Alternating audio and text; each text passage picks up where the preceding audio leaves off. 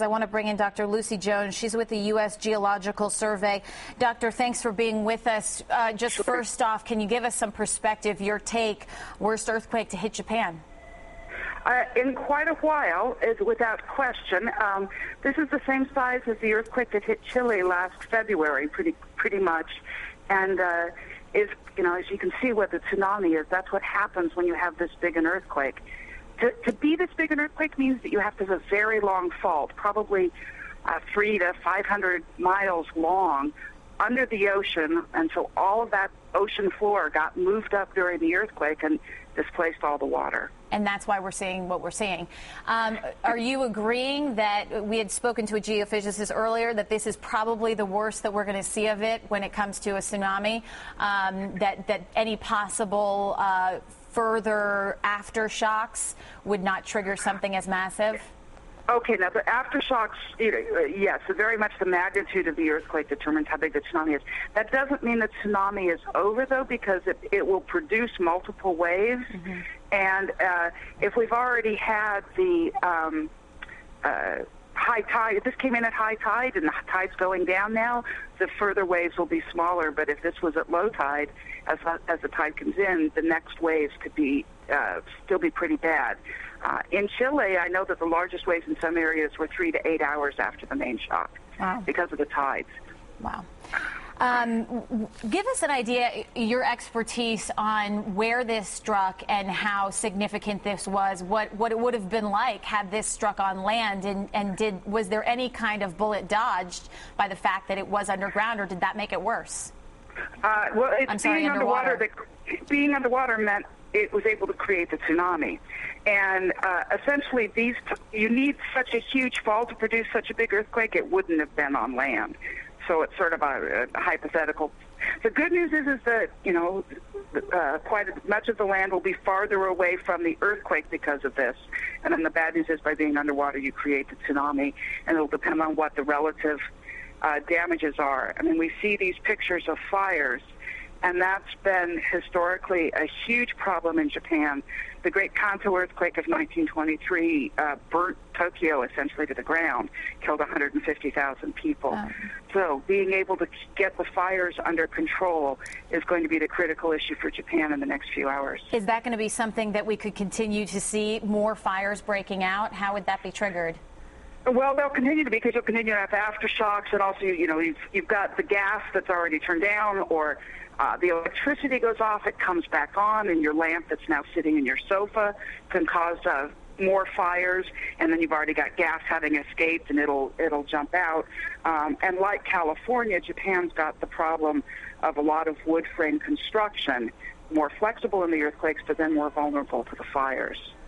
Dr. Jones, I want you to stand by real quick. I want to update that there has been no tsunami warning, watch, or advisory that's been issued for the west coast of the United States following this 8.9 magnitude earthquake in Japan. There is, though, a tsunami watch that has been issued for the state of Hawaii.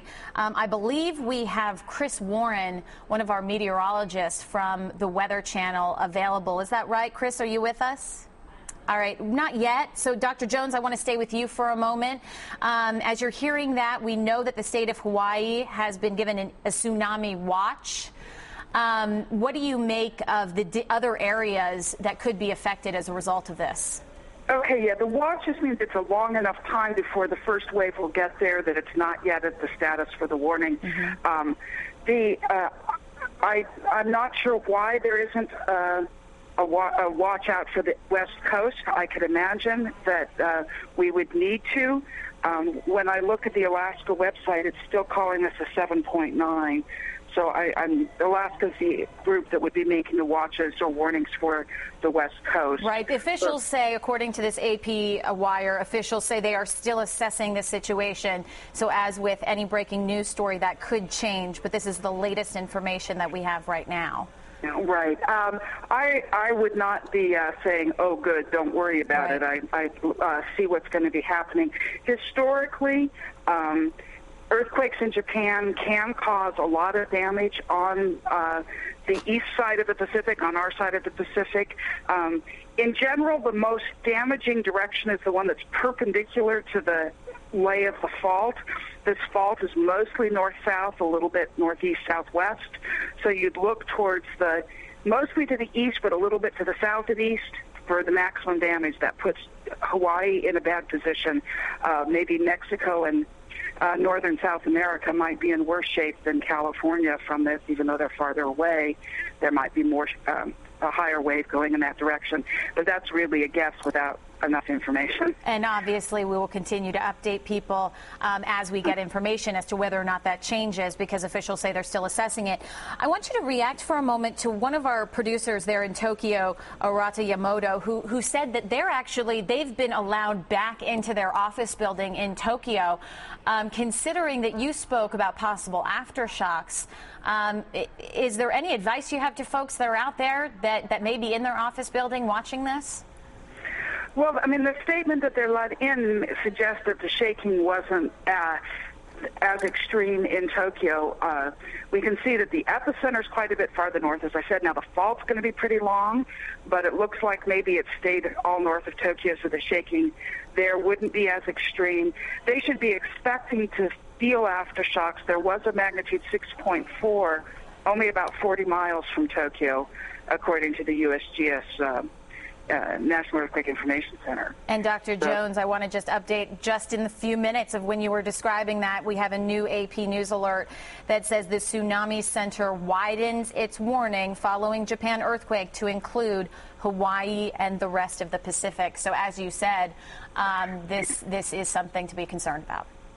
Yes, and I think that the main thing to say to American viewers is, it's going to take, the tsunami waves travel at about the speed of a jet airplane.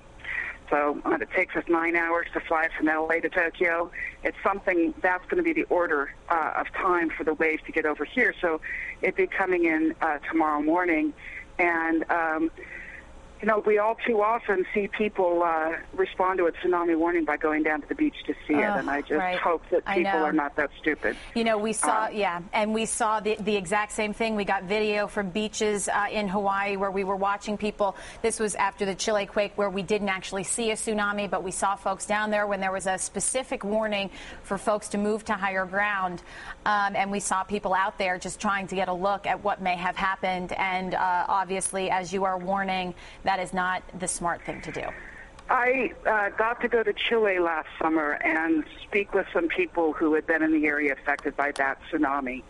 And their lives, they were there because the minute the shaking stopped, they started running for high ground.